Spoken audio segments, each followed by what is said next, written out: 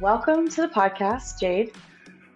I say this at the beginning of every podcast, but like I just said, storytelling is my bread and butter inside of tea. Like this is very exciting to talk to you. And we are also, well, you just graduated, so congratulations on that. Thank you. You graduated with you did human services, correct? Yeah, my major was in human services, and then my minors are in sociology and women, gender, and sexuality studies. That's a pretty awesome combination. I love that a lot. I liked it. Yeah. What university were you at? I graduated from Western Washington University, which is in Bellingham, Washington. So the furthest northwest you can kind of get. Yeah, and you're originally from Alaska, correct? Yep. And a lot of Alaskans come down here. It's kind of similar to Alaska in a way. There's nature and nice people and just a good environment. I love that. Is it good for learning? Like, did you have, at least at your university, like a lot of hands-on and small classrooms and like peer-to-peer learning? I would say as soon as I got into my major, then we got that like real small classroom feel. I was in like a cohort of maybe 30 other people, and we took all of our classes together. So there was a real sense of like community and a feeling of support through all of the stuff that we were doing. So it felt like there was a team with me the whole way. And the classes were like very intimate where we got to know each other really well, which I found just sort of added to the whole experience and definitely fits right into the human services theme. Yeah, my cohort was the same. We had a split cohort because there was those who were doing like frontline advocacy work, and then those that were doing nonprofit. But we kind of like we talked across the bay. But I remember like the 30, 35 people that we were all doing, the advocacy track, and we knew each other from start to finish, right? So definitely once I got into the program, I was like, awesome, everyone here, we filtered out those that like actually discovered they weren't interested. But those Yeah, staying, it definitely helped. You get to know each other, and that makes the learning process easier, right? yes, it makes it a lot more fun. And now, like, I know there's people that I can reach out to if I have, if I'm looking for another job or I have a project that I want to work on. I know all these people that have their specific special interests in the human services field. So good for the longevity and like post grad life as well. Absolutely. So let's backtrack a little. I want you to introduce yourself, and let's talk about how we met, and then we can just dive into the storytelling aspect and how it plays a role in human services.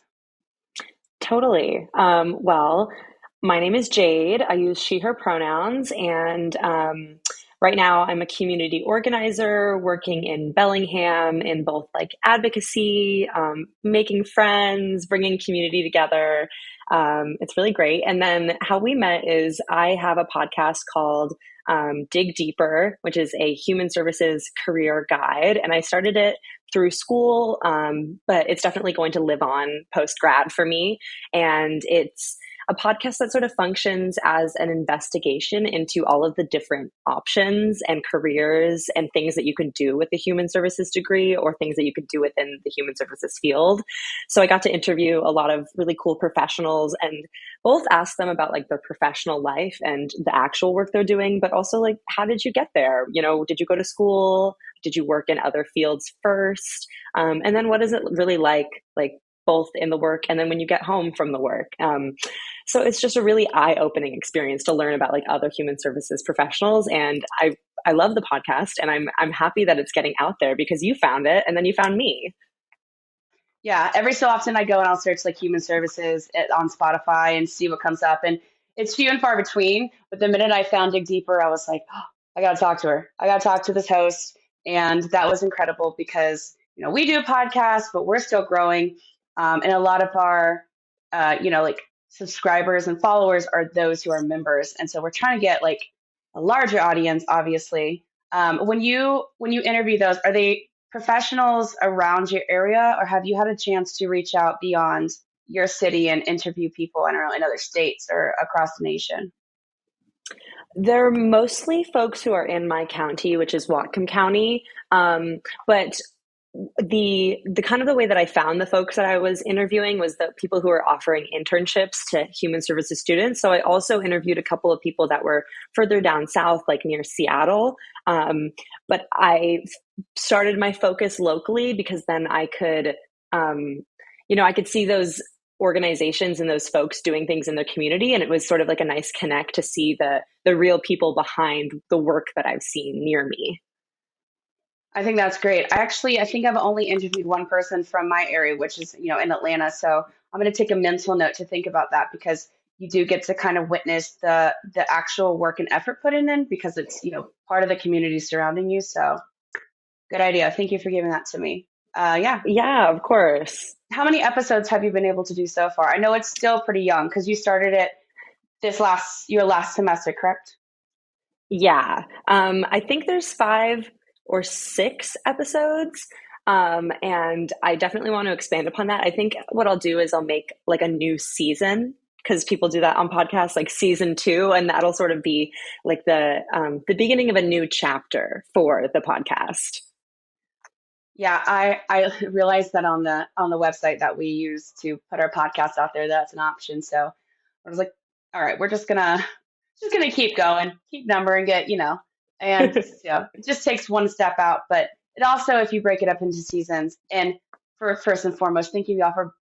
We're gonna talk a lot about podcast lingo, so just bear with us. But the seasons, right? You can kind of break up, take a break and maybe collect more info, right? It's taken a minute to get on this like routine of finding guests and figuring out how, Yes. editing and so on and so forth. But now it kind of rolls. And once you get into that, that process, I'm starting to try to expand, one, our view and our outreach, but also, how far I'm looking across the country at professionals, different types of professionals, right?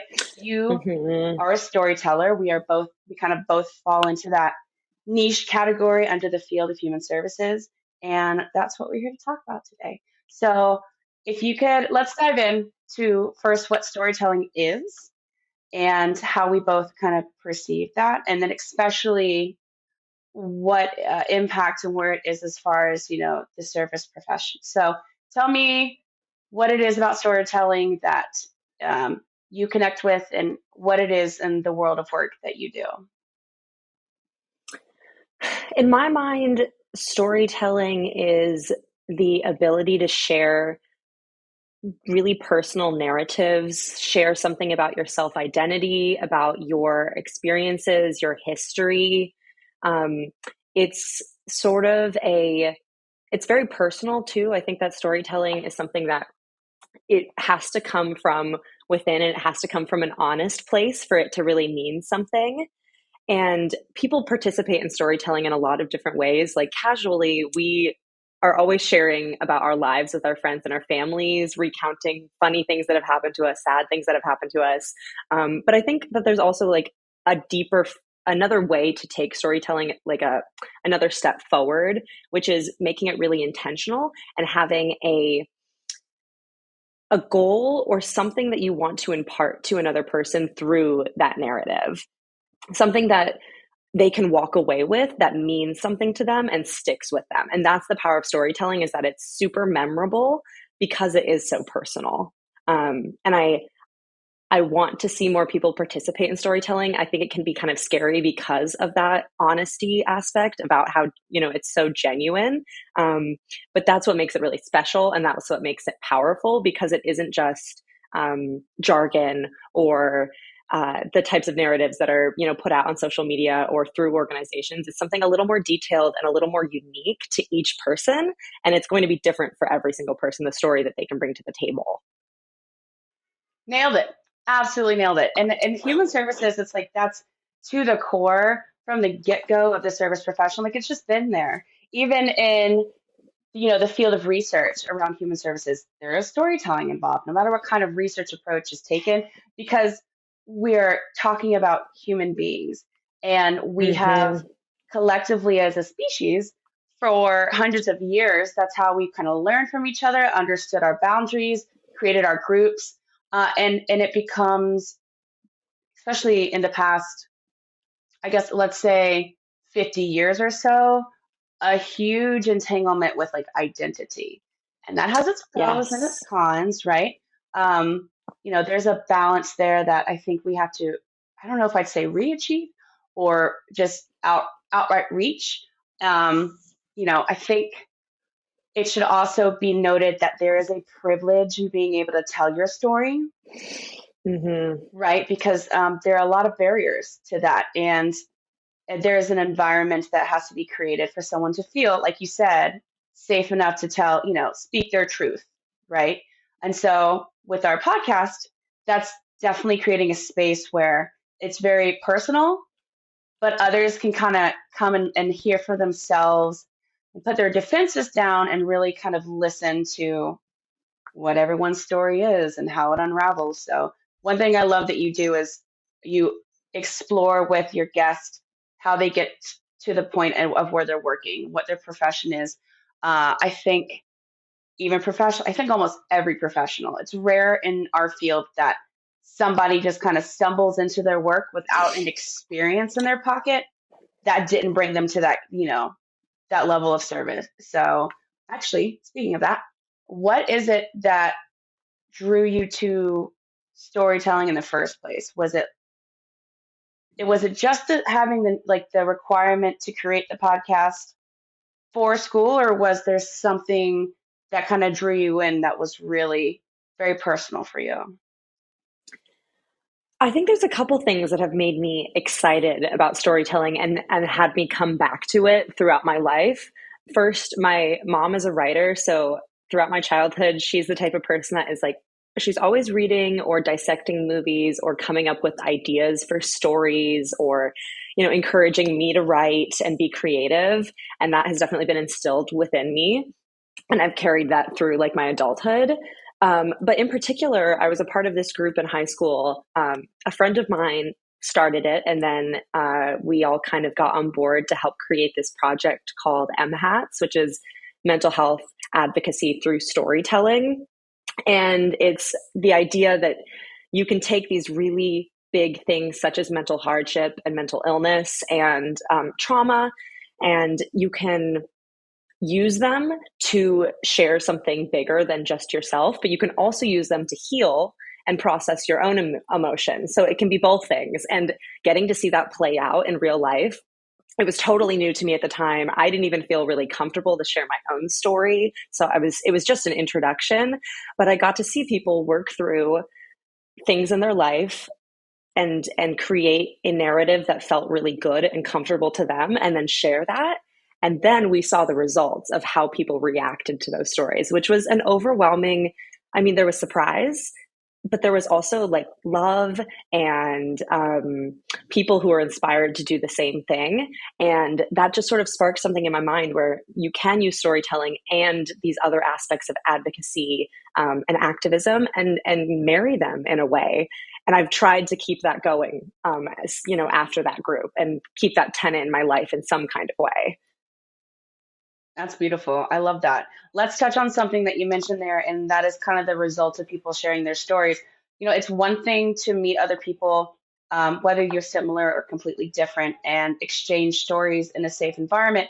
But where have you seen the storytelling either kind of feed into or inspire like advocacy work or local community change, in the sense that the stories in and of themselves, sparked something that the community or those individuals wanted to see change?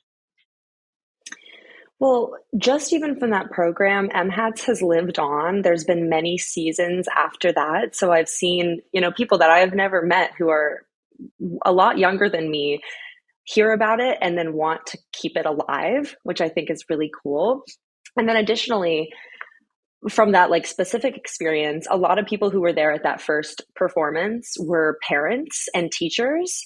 And seeing their reaction was really interesting. It was a lot of parents who realized there's a lot of stuff that I don't know maybe about my kids or things that I don't even feel brave enough, but they're 16-year-olds getting up on stage and talking about. And even just like my family, they were telling me, like, you know what? I think we need to do more of this, like more honesty. And then I think like something that I've seen here in my life in Bellingham is that there's a lot of artists here, and there's so many events just based around letting people get up there and share something about themselves. And just the positive reaction. There's never judgment. There's never like fear or shame. It's always people saying, I think I could do that too. Or even if I can't do it now, I want to keep hearing this. I want to keep listening and actively learning from these people. Yeah, because that environment just isn't the environment in and of itself, but it's full of people who typically are on the same mission, trying to incite change one way or another. And I think it's natural, I mean, it's intentional, but I think it's a natural part of the advocacy process and even, that the activism process to focus on storytelling, right? Because you have to Hmm. have some sort of evidence for why you're doing what you're doing. Um, one Yes. place, one place I see this play out, but I question the intention of it playing out is in politics. When it comes I was to, hoping you'd bring that up. yes, yes, when you watch, I don't know what it's called, but on TV you can watch the processes going on in Congress or when Senate's sitting, and they're very passionate, but they're very aggressive, and it's usually a very negative connotation of their message they're trying to get across. And politics do it on their campaigns, right? We're seeing it all over the Hmm. place, right? And so it is a tool like anything else, right? And it can be used in a way that is counterproductive or specific to a particular motivation that has really nothing to do except for the gain of an individual or a group. And I think it's important that we note that because, you know, we can create spaces where we are sitting around telling our stories. But we have to, for them to be powerful, there has to be, and I won't say plan, but there has to be a track in which, that storytelling fits in kind of like a puzzle piece into a larger, movement or, advocacy work where one is entailed, like the details are there for like, why are you even telling your story in the first place? Like, who cares? And stories are very persuasive when people are open to them or they're actually looking for them to occur and have like an open ear to it. They're 98% successful, even when they're used in a negative way or like I guess, a passive aggressive way. You can scare people or you can inspire them with storytelling. So have you seen mostly human service professionals use storytelling, in the latter regard where it is for the betterment of other people? That is such a great question. And I like what you said about how stories are persuasive because there is a power to stories and what they can do. And I've definitely seen both sides, people using stories in a very genuine way, purposeful but genuine, and then people using stories in a purposeful, intentional way where they're sort of twisting the rhetoric to get a reaction that they want, particularly politics. I think people have realized that power in stories, and sometimes it's a little formulaic where it's like, okay, we'll just get one person who has a good story, we'll pull them in, use that, kind of tug at the heartstrings of folks, and then they'll want to listen to us, which it can work, but it sort of twists the magic of storytelling in a way. Um, and I think that can happen too on a smaller level within organizations of people who maybe have really good intentions to share someone's story, or they want to have anecdotes or quotes or things to present to their volunteers or their boards or their supporters.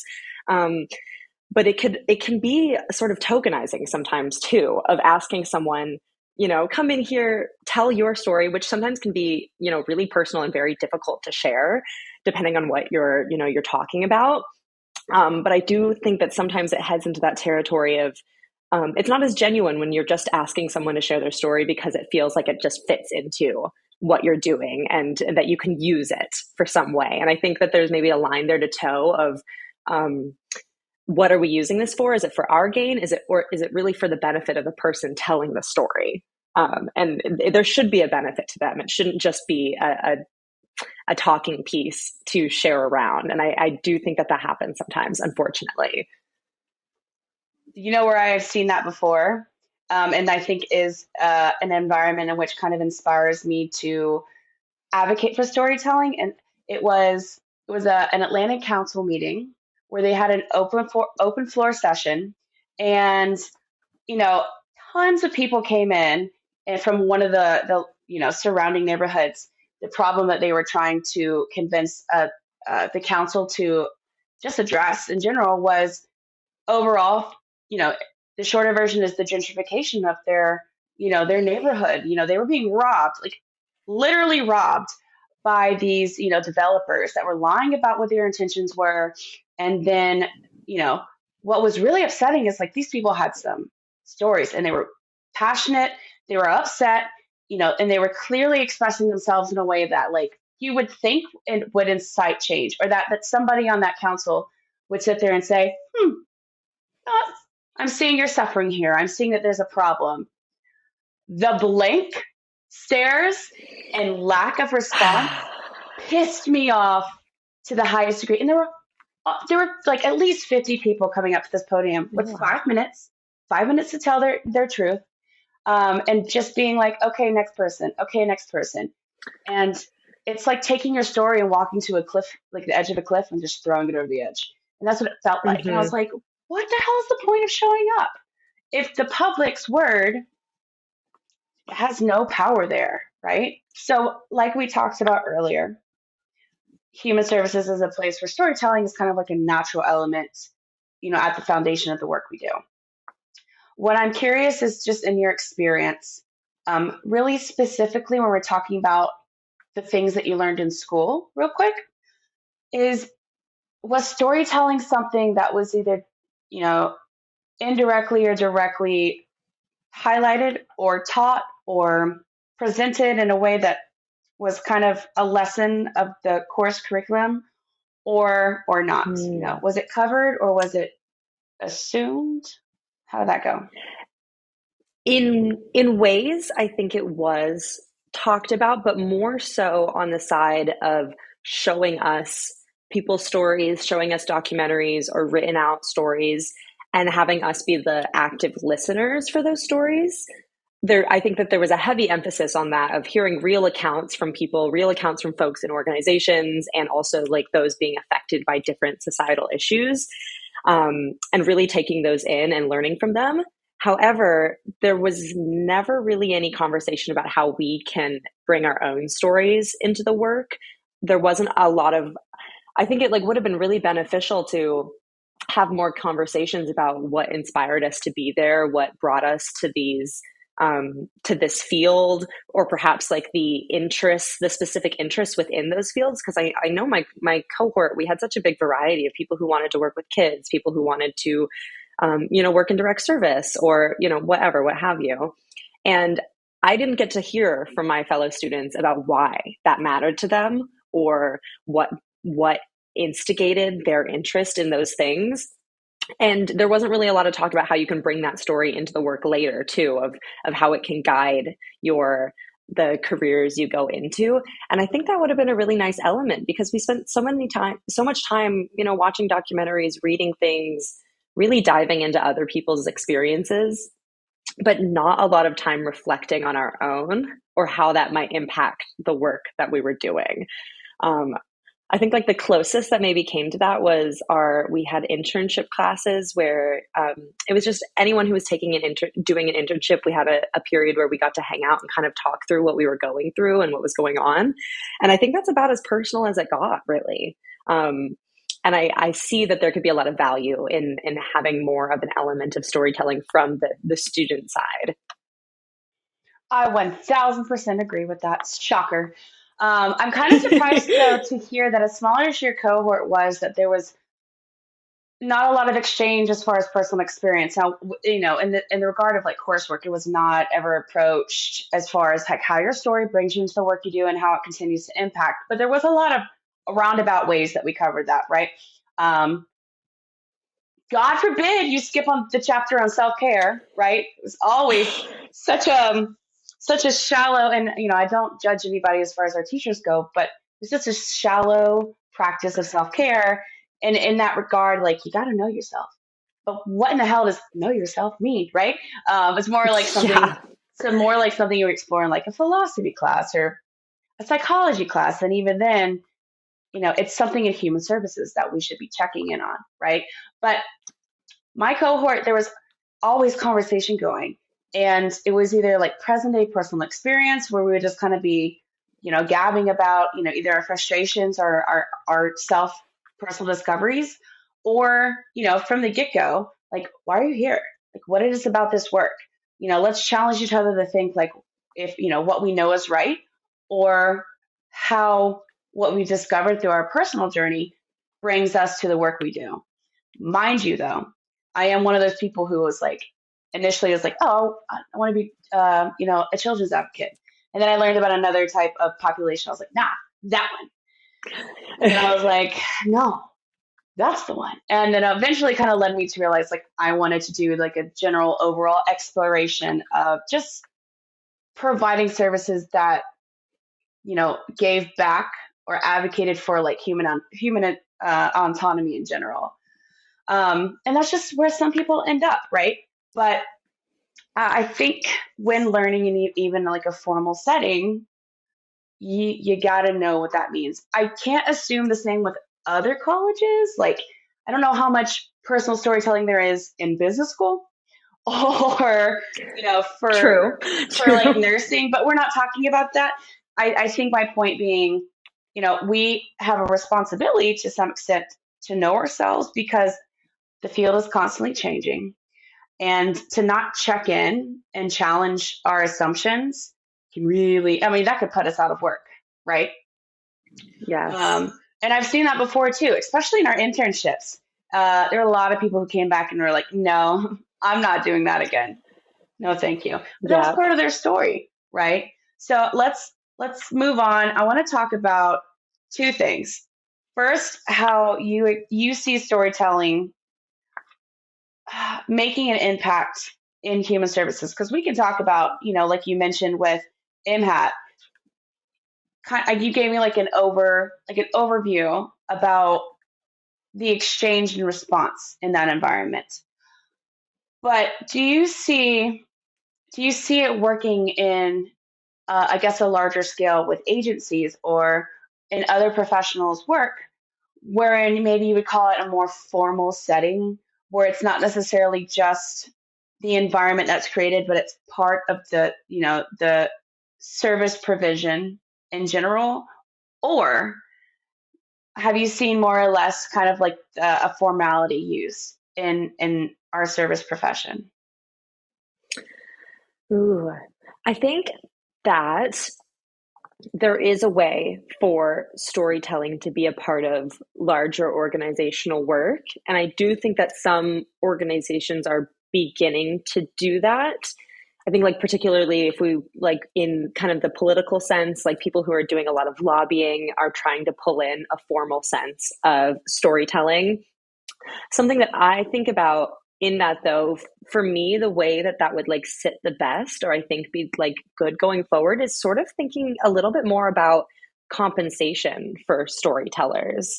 And it can be a lot of emotional work and a lot of time put into crafting a story, especially if it's going to be used for an organization in something like lobbying or for perhaps events, fundraising, things like that.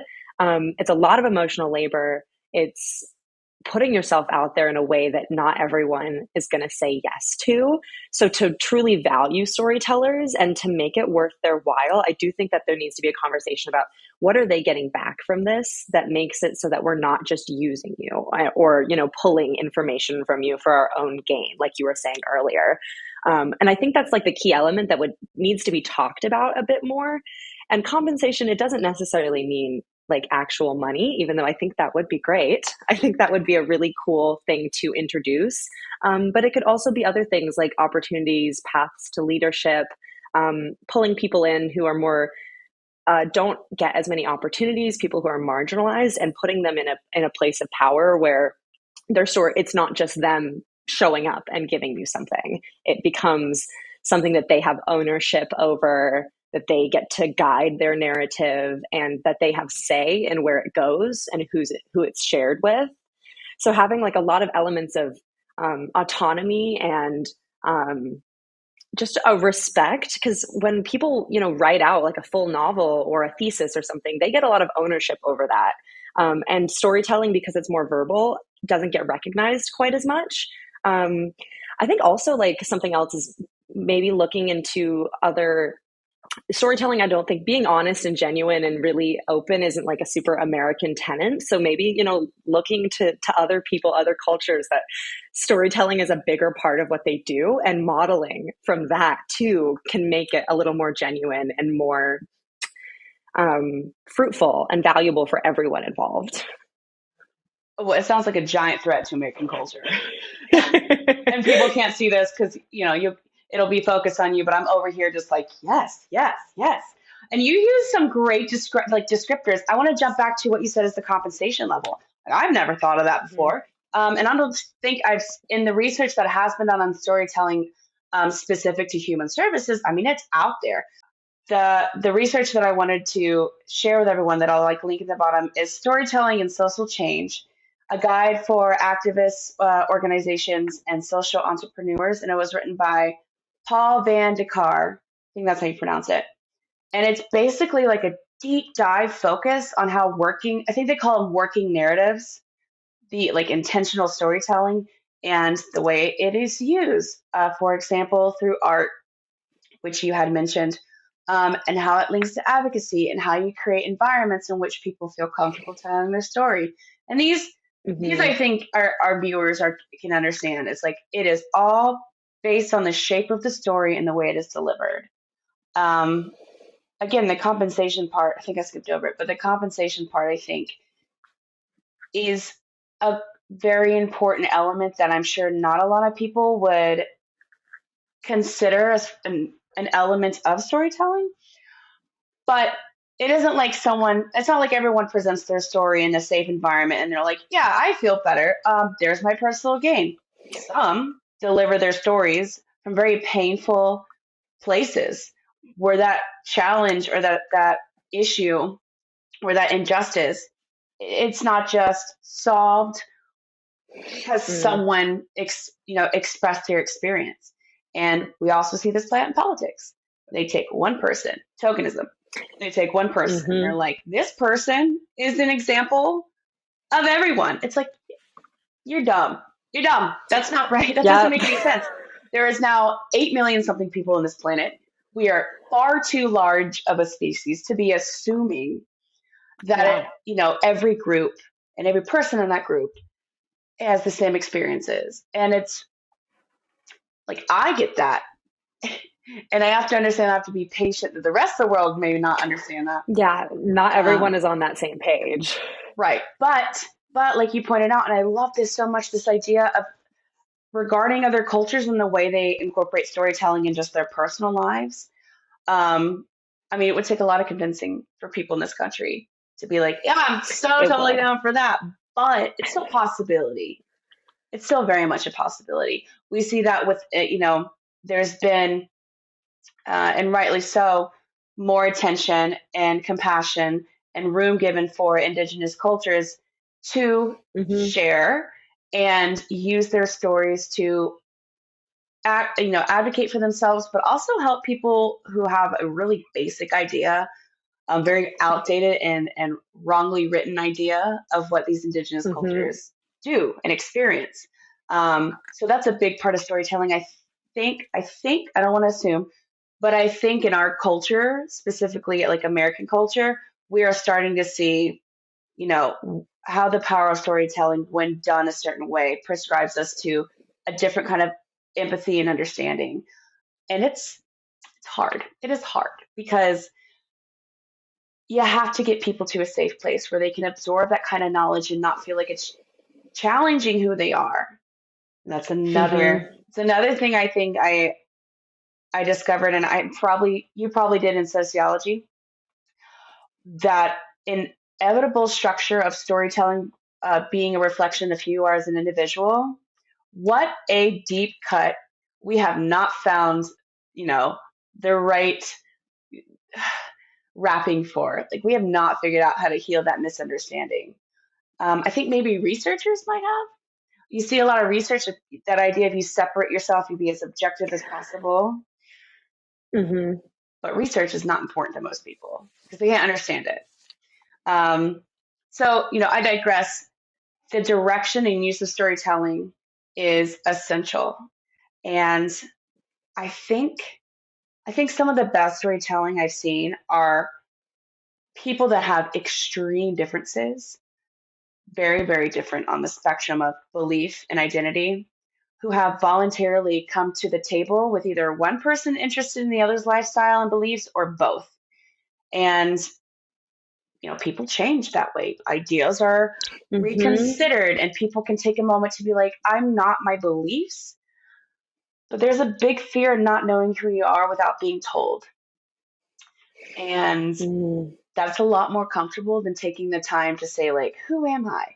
Right? Like the ultimate number one philosophical question is like, who am I? So much easier to be told, right? 100%. I feel like that really brings in, like, when you think about the term human services, so much emphasis is put on the services that we can provide and share with people. But there is that word human, and I think what you just said really taps into that human element of like you said, those big questions of who am I and who are other people, and the human element of when people can sit down and let their guard down a little bit and be human together.